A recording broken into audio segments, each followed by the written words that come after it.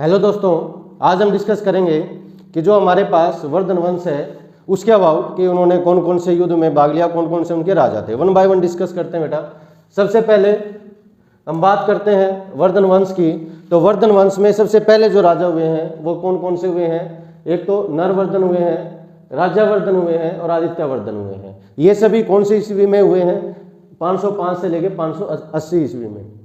लेकिन इसमें क्या था, जो राजा थे ये सभी स्वतंत्र नहीं थे, ये किसी ना किसी के अधीन कार्य करते थे। और अधीन कार्य करते थे इसलिए ये अपने आप को सिर्फ महाराजा की उपाधि ग्रहण की थी। राजा ये अभी हम कह सकते हैं कि किसी भी वंश के जो है उसकी स्थापना इसने नहीं की थी। इसके बाद हमारे पास आता है जो यहाँ पर फर्स्ट हम कह सकते हैं स्वतंत्र राजा था, वो कौन सा? प्रभाकर वर्धन।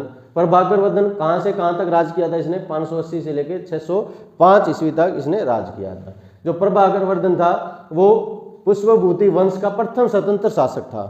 तो जो पुष्पभूति वंश है ये क्या था? वर्धन वंश का जो वंश है उसको फर्स्ट जो राजा हुआ है उसको हम क्या नाम देते हैं? पुष्पभूति जो नाम था वो राजा का वो था। तो यहाँ पर वर्धन वंश भी बोल देते हैं और पुष्पभूति वंश भी बोल देते हैं। इसमें इन्होंने 580 से लेकर 605 ईस्वी तक शासन किया था। प्रभाकर वर्धन जो फर्स्ट क्या थे? स्वतंत्र राजा थे। इसके बाद हम बात करेंगे तो इनको 3 संतानें हुई थी। ये एक किस्म से हम कह सकते हैं स्टोरी की तरह, स्टोरी टेलिंग की तरह हम पढ़ते हैं, बड़ा अच्छा लगेगा आपको। तो प्रभाकर वर्धन जो थे इनकी 3 संतानें थी। कौन कौन सी? फर्स्ट राजावर्धन सबसे बड़ा बेटा, उसके बाद राजश्री उनकी बेटी और लास्ट में हर्षवर्धन। हमारे जो इतिहास है उसमें सबसे फेमस या सबसे शक्तिशाली जो राजा हुए हैं उस सदी के वो क्या थे? हर्षवर्धन। वन बाय वन तीनों को डिस्कस करते हैं कि इन्होंने कब तक राज किया और क्या क्या इनके मेन हम कह सकते हैं कार्य रहे। जो राजावर्धन है उसने सिर्फ 1 साल तक राज्य किया था। 605 में वो राजा बना उनके फादर की मृत्यु के बाद, और 606 तक उन्होंने क्या किया? राज किया। तो यही हमने यहाँ पर लिखा है। जो प्रभाकर वर्धन है उनकी मृत्यु हो गई थी 605 में, और उनके बाद उनका बड़ा बेटा था राजावर्धन, उन्होंने थानेश्वर, जिसको उस टाइम पे क्या बोला जाता था? स्थानेश्वर।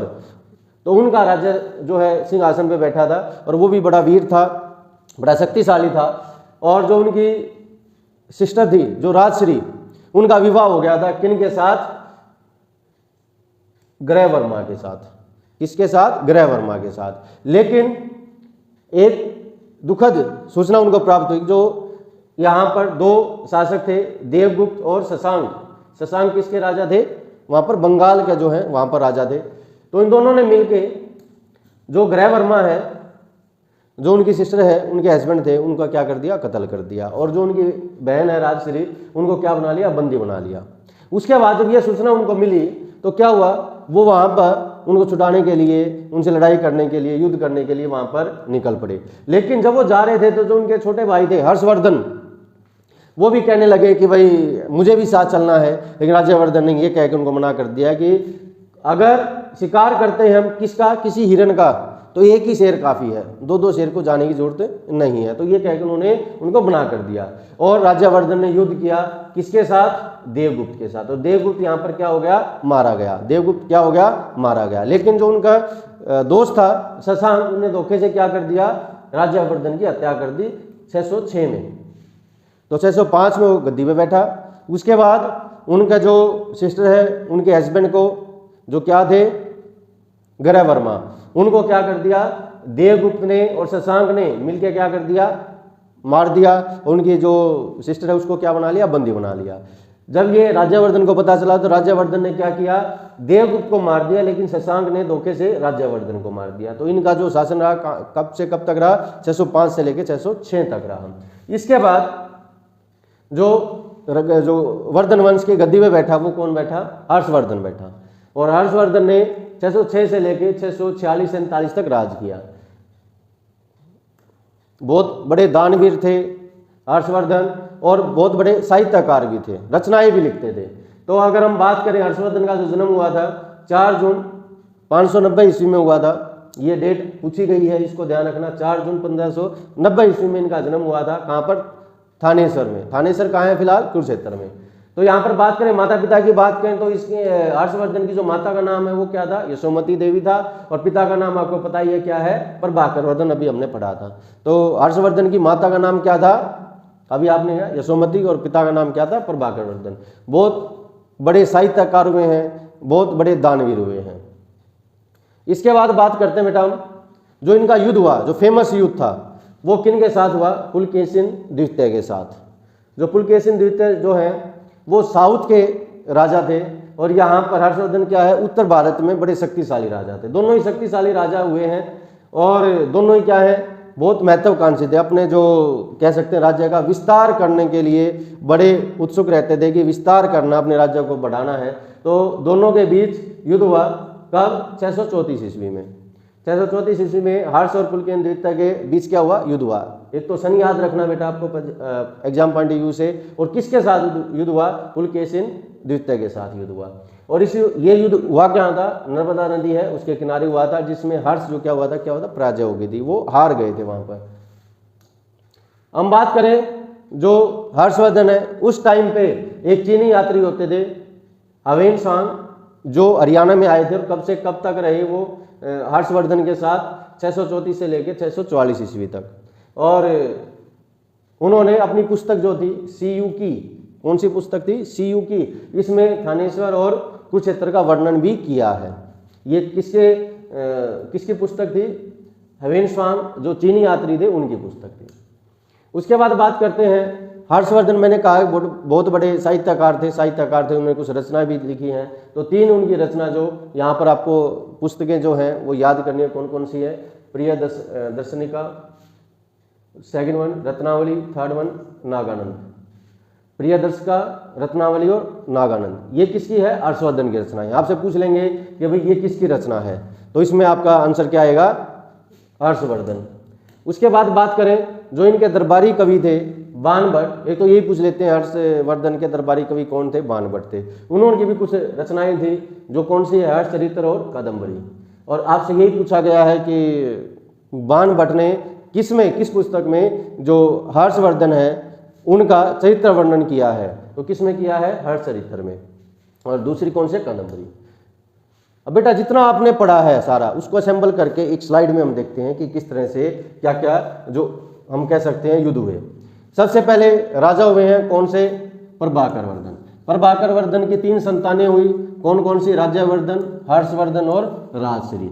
राजश्री का विवाह हो जाता है किसके साथ? ग्रहवर्मा के साथ। किसके साथ हो जाता है? ग्रहवर्मा के साथ। उसके बाद क्या हुआ? देवगुप्त और शशांक दोनों ने मिलकर क्या किया? ग्रहवर्मा की हत्या कर दी, और जो राजश्री उसको बंदी बना लिया।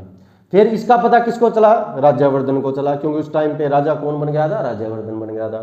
तो राज्यवर्धन ने क्या किया? इन दोनों के साथ लड़ाई की, और उसने देवगुप्त को क्या कर दिया? मार दिया, हत्या कर दी। लेकिन शशांक ने राज्यवर्धन की हत्या कर दी। मैंने एरो भी करके दिखाया आपको।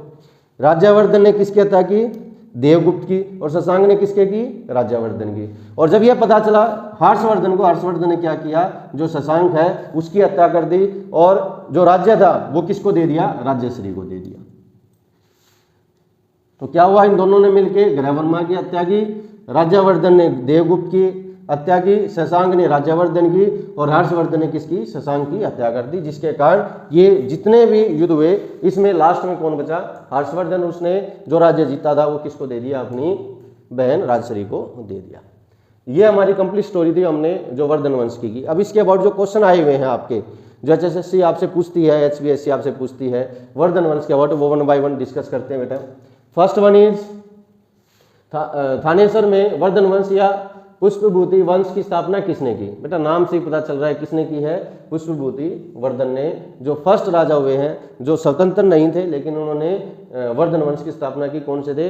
Pushpabhuti Vardhan. Second question is Harshvardhan के समय में कौन सा चीनी तीर्थयात्री भारत आया था? अभी पढ़ा था, कौन सा?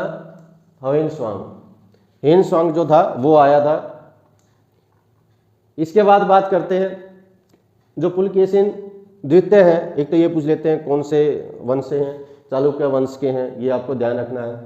हर्षवर्धन के साथ युद्ध कौन सी सदी में हुआ है? तो किस में हुआ था बेटा? 634 ईस्वी में इन दोनों के बीच युद्ध हुआ था, जिसमें जो हर्षवर्धन है वो पराजित हो गया था। हर्षवर्धन और पुलकेशिन द्वितीय के मध्य हुए संघर्ष की जानकारी कहाँ से मिली है? बेटा ये आंसर नहीं है। सबसे पहले बच्चे इसी को लगाते हैं, स्वयं की जो पुस्तक है उसमें जानकारी मिलेगी, उसमें नहीं है। ऐहोल अभिलेख जो हमको प्राप्त हुआ है उसमें इसकी जानकारी हमको मिलती है। इसके बाद हम बात करते हैं बंगाल का कौन सा शासक हर्ष का समकालीन था। बंगाल की बात करा, बंगाल में कौन था बेटा? शशांक। बंगाल के कौन थे बेटा? शशांक, जिसने उनके बड़े भाई राज्यवर्धन को की हत्या की थी, उनके साथ युद्ध हुआ था। और फिर शशांक को किसने हत्या की थी? शशांक की हर्ष ने हत्या की थी। इसके बाद बात करते हैं हर्षवर्धन की बहन राजश्री का विवाह किसके साथ हुआ था? अभी पूरा चार्ट बना के आपको बताया किसके साथ हुआ था? मोखरी नरेश ग्रह वर्मा के साथ। किसके साथ इनकी शादी हुई थी? मोखरी नरेश ग्रह वर्मा के साथ इनकी शादी हुई थी। इसके बाद बात करते हैं नागानंद के रचनाकार कौन था? आपको बताया था बेटा, आपको ये दोनों ही मिलेंगे ऑप्शन में। अब आपको दोनों की जो रचनाएं हैं वो याद रखनी है। तो नागानंद किसकी रचना थी? हर्षवर्धन की। बाणभट्ट की दो ही थी, कौन कौन सी? हर्षचरित्र और कदम्बरी। उससे अलग जो है वो सारी किसकी हैं? हर्षवर्धन की। 3 है, तीनों आपको मैंने मेंशन की थी वहां पर। उसके बाद हर्षवर्धन ने 2 महान धार्मिक सम्मेलनों का आयोजन किया था, कौन कौन से? एक तो बेटा कमोज, सेकंड वन इज प्रयाग। अभी जो महाकुंभ हुआ है प्रयाग में, वो महाकुंभ का आरंभ करने वाले कौन थे? हमारे राजा हर्षवर्धन। उन्होंने वहां से स्टार्ट किया था, जो आज के टाइम में हम कह सकते हैं कि महाकुंभ लगता है कहां पर? प्रयाग में। इसके बाद बात करें हम हेनसांग भारत में लगभग कितने सालों तक रहा? 10 साल तक तो बेटा ये हर्ष के पास रहा था। ओवरऑल की बात करें तो 13 सालों तक ये भारत में रहा था। ओवरऑल कितने सालों तक रहा था? 13 सालों तक रहा था। इसके बाद बात करें हर्षवर्धन का जन्म कब हुआ था? ये भी मैंने कहा था कि आपको डेट याद रखनी है, कब हुआ था। देखो 4 जून सब में है, इतना क्लोज दे रखा है, 4 जून सब में है। सन आपको याद होना चाहिए, कब हुआ था? 4 जून 590 में इनका जन्म हुआ था। कहां पर? थानेसर में। उसके बाद वर्धन वंश के बाद हरियाणा में कौन सा वंश आया था? कौन सा वंश आया बेटा? गुर्जर प्रतिहार वंश। आगे जब हम वीडियो लेके आएंगे तो उसमें इससे आगे स्टार्ट करेंगे गुर्जर प्रतिहार वंश कौन थे, उनके बाद क्या आया। मैं फिर से कह रहा हूं, यहां पर बेटा आपको वही टॉपिक मिलेंगे और वही कंटेंट मिलेगा जो आपके एग्जाम में आता है। तो ज्यादा कुछ नहीं करना, क्वेश्चन जो उसके अबाउट आए गए हैं वो आपसे पूछे जाते हैं। आप अपनी जो तैयारी है उसको एनालाइज कर सकते हो, आप ठीक से आंसर दे पा रहे हो या नहीं दे पा रहे। साथ में वही क्वेश्चन पूछे जाते हैं जो आपके एग्जाम में है, फालतू कंटेंट नहीं। आपको अच्छा लगा तो लाइक सब्सक्राइब जरूर करें। Thank you.